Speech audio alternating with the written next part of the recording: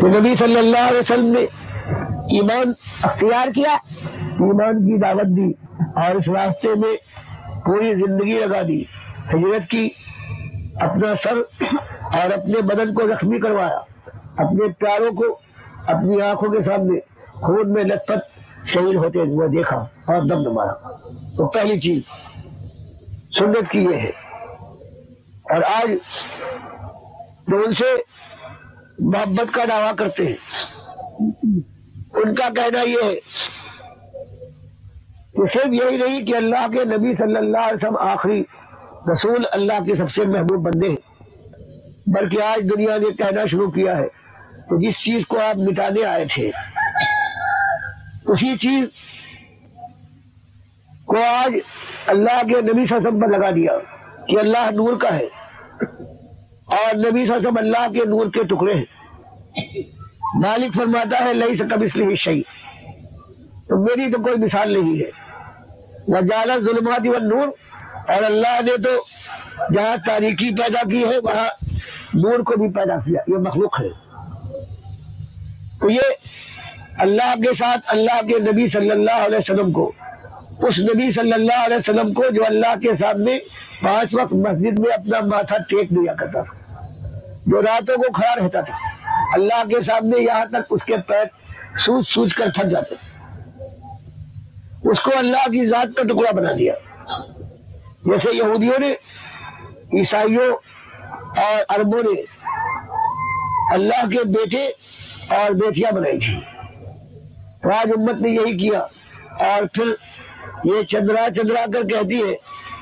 کہ ہم اپنے نبی سے محبت کرتے ہیں، محمد صلی اللہ علیہ وسلم کو اپنا نبی مانتے ہیں اور اللہ پر ایمان ہے۔ میرے بھائیوں، یہ ایمان نہیں، یہ شرک ہے۔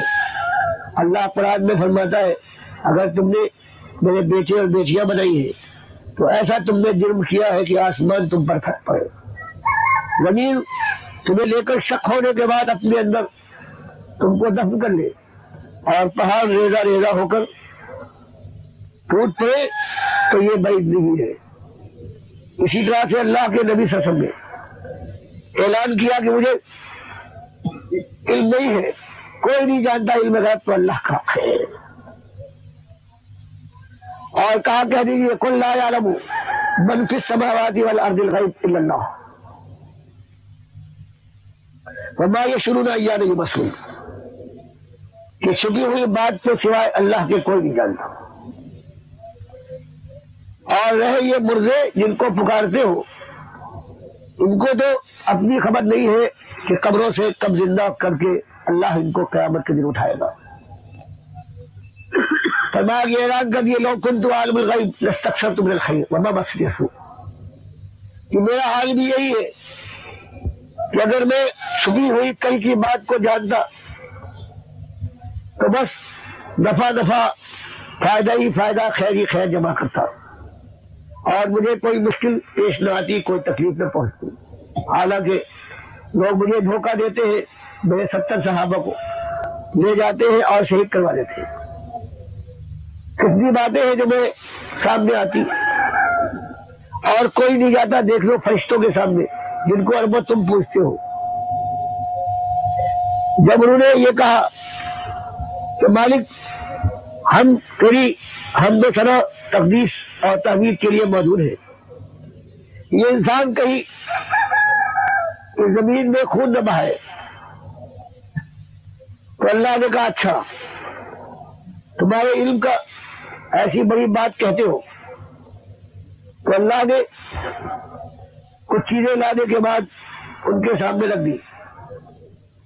اور کہا بتاؤ ان کے نام کیا ہے؟ قالوا لا علم لنا الا ما علمتنا، کہ مالک جتنی تو نے تعلیم ہمیں دے دی وہ تو ہمارے پاس ہے، لیکن ان چیزوں کا نام ہمیں معلوم نہیں۔ فرمایا جن کا عالم یہ ہو اپنے سامنے چیزیں رکھے ہوئے پاتے ہیں اور نام تک نہیں جانتے، ان کو تم پکارتے ہو یا منات بابا اغثنی ہماری فریاد رسی کرو، یا لات ہمارے غوث بن جاؤ۔ فرمایا ابراہیم علیہ السلام کے پاس فرشتے آئے ہیں انسانوں کی شکل میں، وہ مہمان سمجھے گھر سے کھانا لا کر پیش کیا، اور جب انہوں نے کھانے کے لیے ہاتھ نہیں بڑھایا تو خوف کھائے اور چہرے کا رنگ بدل گیا۔ فرشتے جو انسانی شکل میں تھے یہ پہچان گئے کہ ہمارے یہ رسول پہچان نہیں پائے ہیں کہ ہم فرشتے ہیں، کھائیں گے نہیں، اس لیے انہوں نے کہا آپ خوف نہ کھائیے، ہم اللہ کے فرشتے ہیں، ہم کھانا نہیں کھاتے۔ تو اس ایک واقعے سے اللہ نے بتایا کہ دیکھو پیغمبروں کو پکارنے والوں، پیغمبر کے سامنے فرشتے انسانی شکل میں آتے ہیں اور فرشتے پہچان نہیں پاتے کہ یہ کھانا لینے گئے ہیں، انہیں روک دیتے، خود وہ نہیں پہچان پاتے کہ یہ فرشتے ہیں، ورنہ کھانے کا انتظام نہ کرتے۔ اندر جو ان کی اہلیہ ہے، بہتری بڑی ولیہ ہے حضرت سارہ، ان کو اگر خبر ہوتی تو کہتے کہ آپ کیوں پریشان ہو رہے ہیں، یہ فرشتے آئے ہوئے ہیں، یہ کھانا نہیں کھائیں گے۔ تو مالک نے بتایا سامنے چیز موجود ہے لیکن عالم الغیب یہ ملی ہے۔ ایک پیغمبر کو 100 سال کے بعد تو موت کی کیفیت میں ہم ڈالنے کے بعد اس سے پوچھتے ہیں کب لبستہ، کہ میرے پیغمبر اس موت کی کیفیت میں کتنے دنوں رہا ہوگا؟ وہ جواب دیتا ہے لبست یومن او بعض یوم، مالک ایک دن یا ایک دن سے لکھا۔ تو فرمایا جو اس طرح سے موت والا ہے وہ کیا تمہاری خبریں معلوم کرے گا، تمہاری پکاروں کو، تمہاری رد و نیاز کو، تمہارے چڑھاوے کو، تمہاری بندگی کو کیا سنے گا اور کیا تمہاری بگڑی بنائے گا؟ اس کو تو خود اپنی خبر نہیں ہوتی۔ اصحاب کہف کو 309 سال کے بعد اللہ نے اٹھایا، آپس میں دو گروہ بن گئے، آپس میں کہتے تھے بھائیوں کتنے دنوں ہم سوئے ہوں گے ان غاروں میں؟ ایک پارٹی نے کہا ایک دن لگا ہوگا، یا دوسری پارٹی نے کہا کہ اس سے بھی کم۔ تو فرمایا نہ ولی اگر سو بھی جائے تو نہیں جانتا، اور دنیا والوں جو مر جاتے ہیں تم ان کے متعلق یہ عقیدہ رکھتے ہو کہ وہ جانتے ہیں اگر ان کی قبر کے اوپر کوئی چڑیا بیٹھ جائے تو بتا سکتے ہیں یہ نر ہے یا مادہ ہے۔ تو بتایا کہ کچھ ہوش کے ناخن لو اللہ کے بندو، اپنی زندگی کو اپنے ایمان کو برباد نہ کرو۔ اسی طرح سے کہا یہ مال و دولت، یہ جسم و جان، یہ اللہ کی امانت ہے، اس کو اللہ کے سامنے جھکاؤ۔ اگر نظر و نیاز کرنا ہے تو اللہ کی نظر کرو، مالک کا احسان ہے، کسی اور کی نظر کرو گے تو یہ مال میں شرک ہے۔ اللہ کے سامنے جھکو۔ یہ لوگوں تم قبروں کے سامنے جھکتے ہو، تم پیروں کی قلم بوسی کرتے ہو، یہ سارا یہ کفر شرک جو آج پھیل گیا ہے، یہ جو نقلی کعبے بنے ہیں جن کے لیے اللہ کے نبی صلی اللہ علیہ وسلم نے منع فرمایا تھا کہ دیکھو قبر کو پکا نہ کرنا، اس کے اوپر کوئی عمارت نہ بنے، اس کے اوپر مجاور نہ بیٹھنا، یہاں میلے نہ لگے۔ آج عرس ہونے لگا بالکل حج کی طرح سے، آج اللہ کے گھر کی طرح سے یہ اللہ کے بندوں کے گھر بنائے گئے، اور ان کا ہر سال حج کی طرح سے عرس بنایا گیا، اور عرس کے موقع پر یہ اللہ کے بندے جو اپنے کو مسلمان کہتے ہیں انہوں نے وہی پابندی لگائی جو احرام کی پابندی ہوتی ہے، کبھی ننگے پیر چل رہے ہیں بابا کے پاس جا رہے ہیں اور کبھی ننگے سر۔ پھر تلبیہ ان کا یہ ہے کہ لبیک اللہم لبیک کی جگہ پر باہو حق باہو بے شک باہو۔ پھر پہنچنے کے بعد حجر اسود کو اللہ کے نبی صلی اللہ علیہ وسلم نے ہاتھ بھی لگایا ہے، چوما بھی ہے، اور ایک سنت بنائی ہے کہ اس کے بعد اس طریقے سے طواف کعبہ کرو۔ عمر رضی اللہ تعالیٰ عنہ نے اپنے زمانے میں لوگوں کو مخاطب کر کے کہا کہ حجر سے انکا حجر لا تنفع ولا تضر، تو ایک پتھر ہے، نفع نقصان کا مالک نہیں ہے، نہ تم میں کوئی طاقت ہے، صرف تیری میں تجھ کے چومتا ہوں یا ہاتھ سے استعلام کرتا ہوں کہ خالی سنت نبی صلی اللہ علیہ وسلم کی پیروی ہے۔ آج باباؤں کے قبروں کے اوپر یا تو ان کی پائجی کا پتھر ہے یا سرحانے کا یا لٹکا ہوا ہے، اس کو چوم کر پھر بابا کے اس گھر کا جو ان کی قبر ہے پڑی ہوئی، ہندو کا مہاراج کھڑا ہوا ہوتا ہے وہ مہاراج کہلاتا ہے، مسلمان کا پتھر پڑا ہوا ہے یہ بابا کہلاتا ہے، وہ جا کر پھیرے لگاتا ہے چکر، اور یہ مسلمان اپنے بابا کی قبر جو پڑا ہوا پتھر ہے اس کا طواف کرتا ہے. ہندو بھجن گاتا ہے، یہ قوالی ارشاد فرماتا ہے. وہ دندرت کرتا ہے اور یہ سجدے تعظیمی بجا لاتا ہے. اس کا حال یہ وہاں سے پرساد لاتا ہے اور یہ تبرک لے کر آتا ہے. اللہ کے بندو، ہندو اور مسلمانوں کا آج فرق دیکھو. تب کہیں مسلمانوں کی مائیں اور بہنیں اور بیٹیاں ہندو اور سکھوں کے بستروں پر ہیں. تو مالک نے فرمایا کہ دیکھو، اگر تم اللہ سے محبت کا دعویٰ کرتے ہو تو پہلی چیز یہ ہے کہ ہمارے نبی صلی اللہ علیہ وسلم کے طریقے کو خوش دلی کے ساتھ اتباع کرو. اور نبی صلی اللہ علیہ وسلم کی پہلی بات تھی اور وہی ایمان اور ایمان کی دعوت تھی. اس کے بعد ایمان کے بعد پھر عبادت آتی ہے، اور عبادت میں سب سے پہلا معاملہ ہے وہ نماز کا ہے. اللہ کے نبی صلی اللہ علیہ وسلم نے آپ نے حکم دیا بلال رضی اللہ تعالیٰ عنہ کو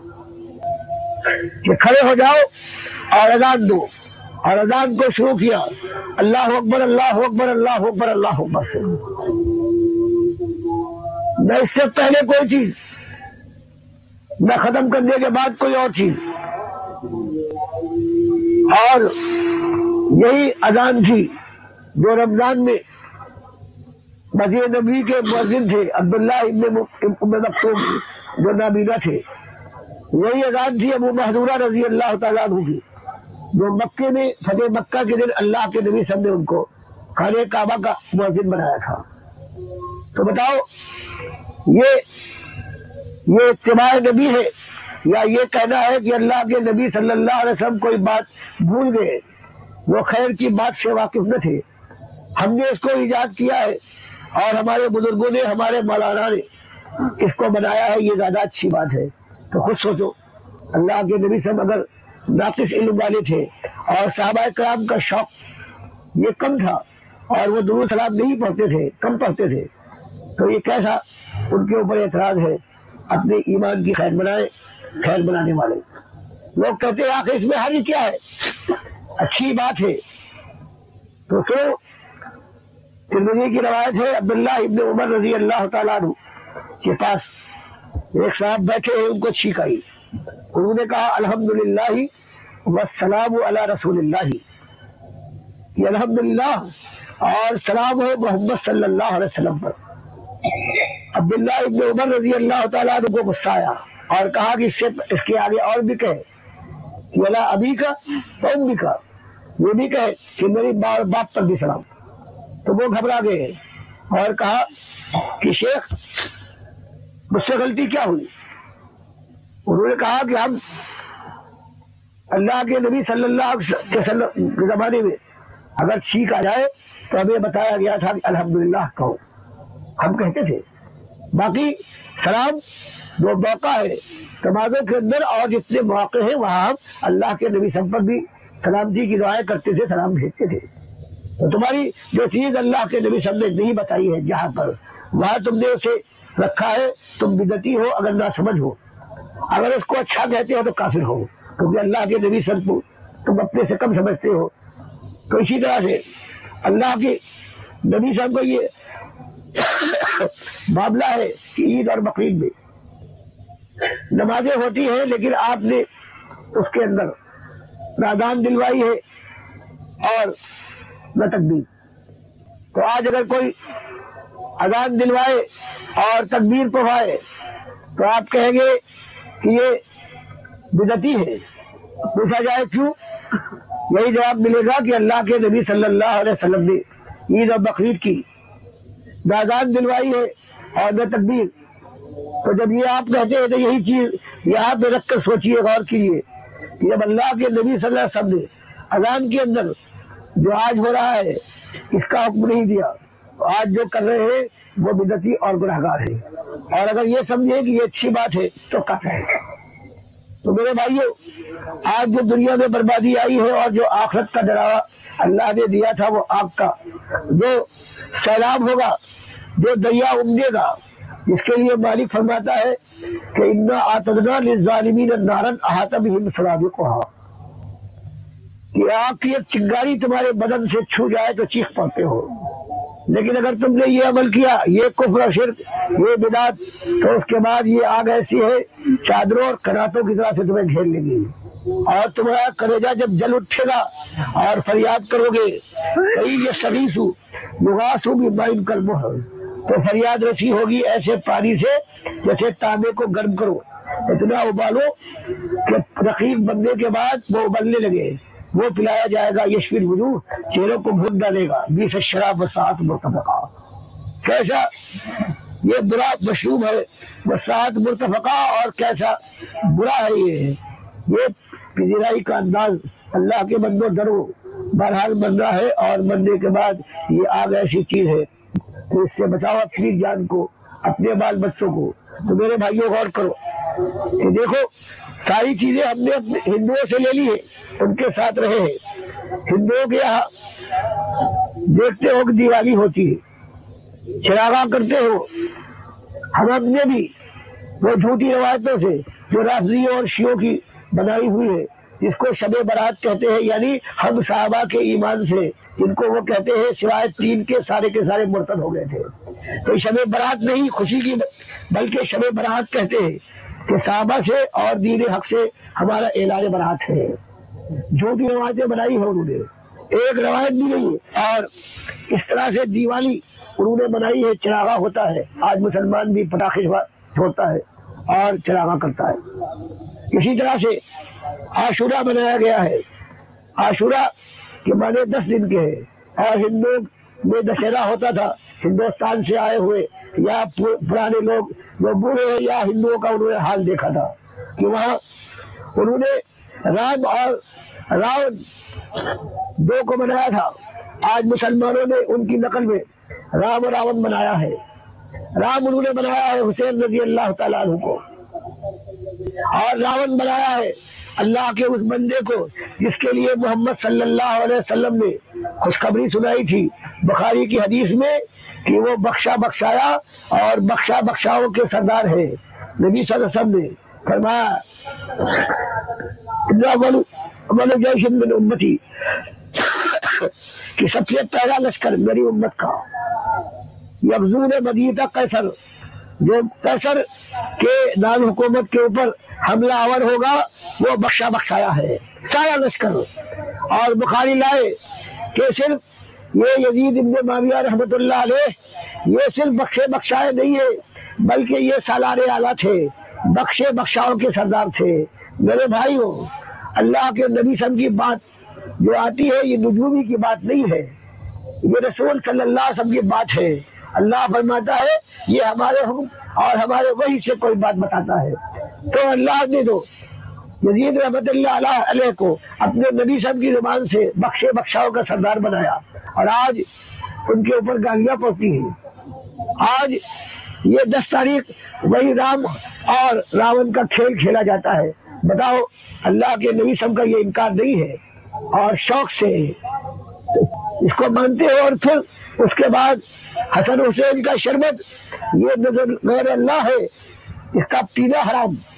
اس کا بنانے والا مشرک۔ 4 جگہ قرآن میں بیان کیا گیا ہے کہ غیر اللہ کی نظر نیاز کا کھانا ہے، یہ سور کے گوشت سے زیادہ نجس اور حرام ہے۔ میرے بھائیوں، مطلب سلوا سمجھ کر، شیر مادر سمجھ کر آج یہ امت سارا کفر شرک اور یہ سب کچھ کر رہی ہے کہ اللہ باز آ جاؤ، اپنی جوانی پر رحم کرو، اپنے بال بچوں پر ترس کھاؤ، یہ تمہاری جان ہے، اس کو بھی سردی اور گرمی سے بچاتے ہو، اور اسی طرح سے اپنے بچوں کے لیے اپنے خون کو پسینہ بہا دیتے ہو۔ میرے قوم کے لوگوں، پلٹو توبہ کرو، اور اللہ کو اکیلا ماننے کے بعد اللہ کے نبی صلی اللہ علیہ وسلم کو اپنا رہنما، اپنی آنکھوں کا تارا بناؤ، اولیاء اللہ کو سر کا تاج بناؤ، جو انہوں نے کیا ہے وہ کرو۔ اللہ کو انہوں نے ایک مانا، دعوت دی، چوٹیں لگی، میدان میں اترے، یہ کام کرو، لیکن ان کو پکارنا، ان کو اللہ کے نام دینا کہ یہ مشکل کشا ہے، یہ دستگیر ہے، یہ ان کے ساتھ دشمنی ہے۔ مالک فرماتا ہے آج تم میرے اولیاء اور انبیاء کے ساتھ دشمنی کر لو، ان کو خبر نہیں ہے، لیکن ایک دن آنے والا ہے کہ وَمَنْ أَضَلُّ مِمَّن يَدْعُو مِن دُونِ اللَّهِ مَن لَّا يَسْتَجِيبُ لَهُ إِلَىٰ يَوْمِ الْقِيَامَةِ وہم عن دعائہم غافلون۔ آج یا رسول کے نعرے لگا لو، آج ہندوؤں کی جنم اشٹمی کی طرح سے میلاد النبی بنا لو۔ اللہ کے بندو دیکھو، میلاد کا جو تم نے یہ تیسری عید نکالی ہے اللہ اس کے رسول صلی اللہ علیہ وسلم نے، تو عید الفطر اور عید الاضحیٰ دو عیدیں مقرر کی، اور دن منانے، ولادت کا دن منانے کے اوپر عمر بن خطاب رضی اللہ تعالیٰ عنہ نے ایسی ناراضگی کا اظہار کیا ہے کہ ابو موسیٰ اشعری رضی اللہ تعالیٰ عنہ کوفے کے گورنر ہیں، وہ اپنی پریشانی عمر بن خطاب رضی اللہ تعالیٰ عنہ کے پاس لکھ کر بھیجتے ہیں کہ ہم کوئی حکم دیتے ہیں، کوئی عمل ہوتا ہے، تاریخ لکھتے ہیں، لیکن کوئی سن نہیں ہے کون سا سن اختیار کرے۔ ہم لکھیں کہ رمضان میں ایسا ہوا تھا، کتنے سال پہلے ہوا ہے، یہ تب تک کوئی سن نہ ہو تو ہم کیسے بنائیں؟ حضرت عمر نے کہا بالکل صحیح کہتے ہیں، اپنی شورا کو جمع کیا اور ان سے دریافت کیا کہ اس میں رائے دو کہ سن ہونا چاہیے، تو سب نے مختلف رائے دی۔ ایک صاحب نے رائے دی کہ حضرت عیسیٰ کی پیدائش سے جیسے سن منایا گیا ہے عیسوی، اگر ایسے ہی آپ نبی صاحب کی پیدائش سے، ولادت سے، آپ مولود سے سن مقرر کریں۔ یہ سننے کے بعد جوش میں آ کر کہ لوگوں اب تم مجھے یہ مشورہ دیتے ہو کہ میں یہودیوں اور عیسائیوں کی روش کو اختیار کروں، ہرگز یہ کام نہ کروں گا، اس لیے میرا فیصلہ ہے کہ یہ ہجرت کے کو میں سن کی ابتدا بناؤں گا۔ تو وہ اللہ کا بندہ جس نے اللہ کے لیے اپنی جان لگا دی، اس کا انداز دیکھو۔ اور آج ہندوؤں کی طرح سے جنم اشٹمی منائی جاتی ہے، اگر یہ اچھا کام ہوتا تو صحابہ ابوبکر صدیق رضی اللہ تعالیٰ عنہ کرتے ہیں، حضرت عمر کرتے، عثمان رضی اللہ تعالیٰ عنہ، سارے صحابہ کرتے۔ یہ تو 600 برس کے بعد اربل کا بادشاہ ہے، مشرک اور کافر، اس نے یہ ایجاد کیا ہے 600 برس کے بعد اربل میں، اور اس کو پھر امت نے قبول کر لیا۔ جب ایمان ختم ہو گیا تو یہی تماشے ہیں، یہی ناچ و رنگ ہے، یہی ڈھول ہے، اور اسی کے اندر یہ نظر نیاز کی جاتی ہے اللہ کے نبی صلی اللہ علیہ وسلم کی، اور جلوس نکلتا ہے۔ اور اسی طرح سے جیسے ہندو نکالتے ہیں یا محرم کے جلوس نکلتے ہیں، وہی انداز ہوتا ہے کہ ماں اور بہنیں آپس میں نکلنے کے بعد مردوں کے ساتھ گٹمٹ ہوتی ہے، اور اس طرح سے ایمان کے ساتھ ساتھ یہ آبرو بھی برباد ہو جاتی ہے۔ میرے بھائیوں، اللہ تمہیں توفیق دے، پروردگار مرنے سے پہلے توبہ کر کے اور صحیح طریقے پر پرتنے کی توفیق دے، اور ان مولویوں اور پیروں سے جنہوں نے اپنے پیٹ کے لیے امت کو برباد کیا ہے، اللہ نے فرمایا یہ تمہارا مال کھائیں گے اور شیطان کے راستے پر ڈال دیں گے، ان سے ہوشیار ہو جاؤ، ان سے درخواست کرو، ان سے کہو کہ اللہ ہمارا مال کھاتے ہو اور نہ کھانا چاہیے، تو کم سے کم یہ تو کرو ہم کو جہنم کی آگ کی طرف نہ دھکیلو۔ تو یہ کام کرنے کے لائق ہے، اللہ سب کا مالک ہے، اور ایک دن اس کی بارگاہ میں پہنچنے کے بعد فیصلہ ہو جائے گا، اور آگ کی بجائے اگر جنت کا فیصلہ ہو تو یہی حق میں بہتر ہے۔ اللہ مجھ کو بھی جہنم کی آگ سے بچائے اور سارے سننے والوں کو آتش دوزخ سے محفوظ رکھے۔ اقول قولی ھذا واستغفر اللہ لی ولکم ولسائر المؤمنین۔ آپ معلوم کرنا چاہتے ہیں تو میری کتاب ہے، اس میں بخاری، مسلم اور قرآن کے حوالے سے ثابت کیا گیا ہے کہ عذاب قبر یقینی ہے، لیکن اس دنیاوی قبر میں نہیں بلکہ برزخ میں ہے، اور قیامت تک ہوتا رہے گا۔ یہ کتاب مل جائے گی یہاں پر اس مسجد سے، آپ حاصل کرنا چاہیں عذاب قبر کے نام سے، یا اور کتابیں ملے گی وہاں یہ بھی، اور بغیر کسی قیمت وصول کیے ہوئے۔